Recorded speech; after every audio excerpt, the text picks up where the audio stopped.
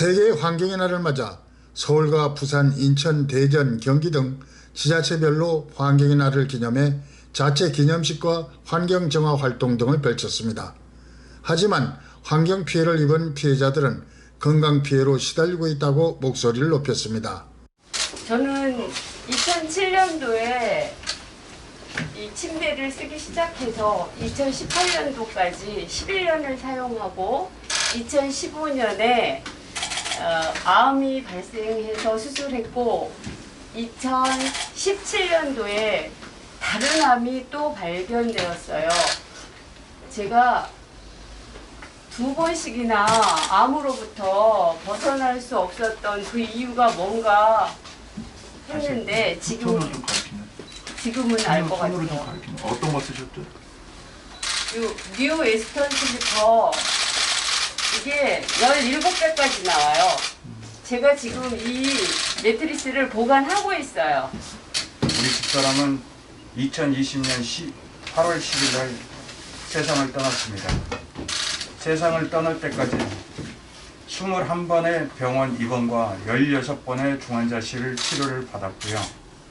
16번째 중환자실 치료를 받다가 세상을 떠났습니다. 저는 환경성 성면 노출로 인해 성면 질환 중에서도 가장 위험한 암인 악성 중피종 진단을 만 18세에 받았고요.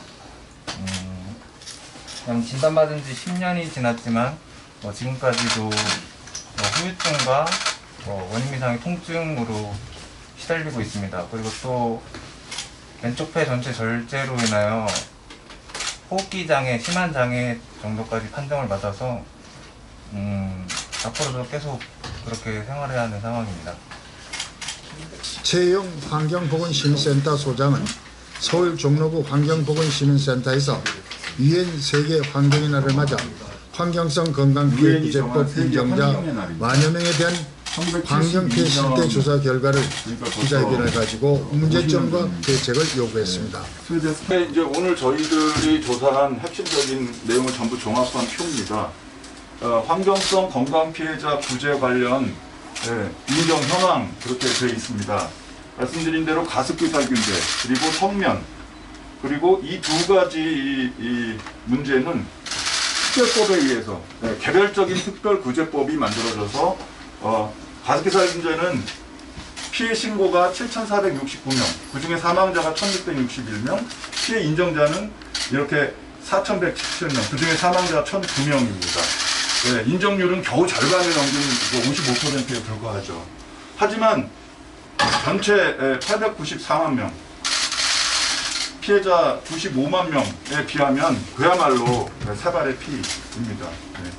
성면의 경우는 도대체 얼마나 많은 사람들이 성면에 노출된 잠재적인 위험 인구인지조차 알기 어려운 그런 상황인데요. 우리 이성진 씨 같은 그런 이제 피해자들인데 지난 10년 5개월 동안에 7,386명이 신고를 했고 그중에 사망자는 18%입니다.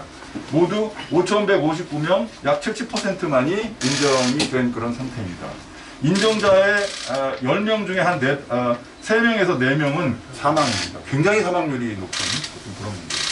그리고 이 세 가지 문제, 서천의 장항제련소, 김포의 거물대리, 그리고 대구 안심연료단지 이 세 개는 구미불산 사고를 계기로 만들어진 환경피해 구제법에 의해서 인정된 아주 소수입니다. 보십시오. 일부 주민들 아주 소수만이 돼 있는 그런 경우입니다. 구제되지 않고 있는 환경성 건강피해 사례입니다. 비록 지난 10년 동안에 2개의 특별법과 하나의 일반법을 통해 가지고 어느 정도 피해 구제가 되고 있다고는 하지만 사실은 아주 일부만이 커버되고 있을 뿐입니다. 예를 들어서 익산 장전마을, 거기는 KTNG에 납품하는 그런 비료 공장에서 이제 발암물질, PAH나 TSNA 같은 그런 발암물질이 아주 오랫동안 나왔고 주민 100여 명이 노출됐었고 그 중에 31명이 암 피해를 받은 그런 사례입니다. 하지만 질병은 폐암, 간암 이런 다양한 암 종류들입니다. 문제는 이렇게 정부 조사에서조차 관련성이 확인됐지만 현재 구제법은 기껏해야 병원비하고 장례비만 줄 뿐입니다. 그러니까 완전한 피해 대책이 될 수 없는 것이죠. 그래서 부재 개념으로는 한계가 있다는 걸 보여주는 그런 사례고요.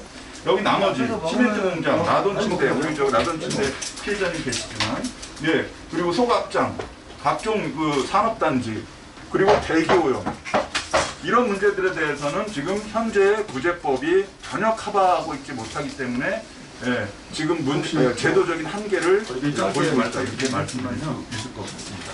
그래서 저희들한테 비록 한국에서만 만들고 파는 어떤 그런 문제라고 알려져 있지만, 사실은 제품의 절반가량은 영국의 옥시라든지, 그러니까 레킷이죠. 그리고 테스코, 독일 기업, 이런 외국 기업들이 관여되어 있습니다. 따라서 이게 우리들만의 문제, 한국만의 문제가 아닌 것입니다. 게다가 가습기 살균제 참사는 이 스프레이 제품, 그러니까 굉장히 많은, 지금도 굉장히 많이 늘어나고 있고 우리 생활 속에서 사용하고 있는 스프레이 제품을 잘못 사용했을 경우에 끔찍한 그런 피해를 낳을 수 있다는 점에서 전 세계 모든 나라의 문제다. 따라서 이렇게 수만 명, 수십만 명이 죽고 다친 어떤 그런 끔찍한 참사를 대한민국이 경험을 하고 했다면 그 경험과 교훈을 국제사회가 나눠서 더 이상 이런 일이 발생하지 않도록 해야 한다. 그러려면은 UN 같은 그런 국제기구에서 가습기 살균제 같은 그런 생활화학 제품 안전 국제 협약을 만들어서 이런 일에 공유하고 또 이런 일이 발생하지 않도록 해야 되지 않겠느냐, 이제 그런 말씀을 드립니다. 그리고 성면 문제의 경우는요, 성면은 1급 발암물질이라는 것이 알려진 지 오래됐음에도 불구하고 아직도 지구상에 100개 넘는 나라에서 성면을 사용하고 있습니다. 그래서 로테르담 국제협약이라고 하는 그런 그 환경협약을 통해서 성면을 국제적으로 무역하지 못하게, 수출을 하거나 수입하거나 사용하지 못하도록 하는 그런 조치를 취해야 합니다. 마지막으로는 오늘이 UN, 이제 내일이죠. 내일이 UN이 정한 세계 환경의 날입니다. 지구적 차원의 환경 문제, 그러니까 기후 위기라든지 또 여러 가지 대기오염, 플라스틱 공해, 생활화학 제품 사고 등 지구적 차원의 환경 문제가 점점 심각해져 가고 있습니다. 하지만 UN 기구는 굉장히 무기력합니다. UNEP 같은 그런 환경기구는 도대체 이런 문제를 해결할 능력이 있는 것인지 점점 심각해져 가고 있습니다. 때문에 지금의 UNEP 같은 그런 조그맣고 기능이 떨어지는 그런 UN 기구는 안 되는 것이고, 여기 있는 것처럼 세계 환경기구, WHO와 같은 어떤 그런 굉장히 크고 힘있는 그런 국제기구를 만들어서 지구촌 환경 문제에 대응해야 한다. 이제 이런 주장을 저희가 하는 것이고요. 그리고 또 한국에는 2019년에 아시아 환경보건센터라는 그런 아시아 지역의 환경 문제를 연구하고 문제 해결에 앞장서도록 그렇게 요구받는 그런 국제기구가 WHO와 UNEP 중심으로 만들어져 있습니다. 우리나라 정부 환경부가 비용을 상당히 지원하고 서울시에서 부지도 되고 이렇게 해서 운영이 되고 있는데, 벌써 몇 년이 지나지만 한국은 물론 아시아 지역에서 심각한 미세먼지, 성면, 가습기 살균제 이런 문제 해결에 전혀 기능을 못하고 있습니다. 뭐 하고 있는지 모르겠습니다. 그래서 세계 환경의 날을 맞아서 이러한 환경 문제의 심각성을 저희들이 다시 일깨우고 국제기구가 더욱 분발하고 더욱 개혁적으로 이런 문제 해결에 나서도록 요구하는 바입니다. 서울 경기행정방송 서정영입니다.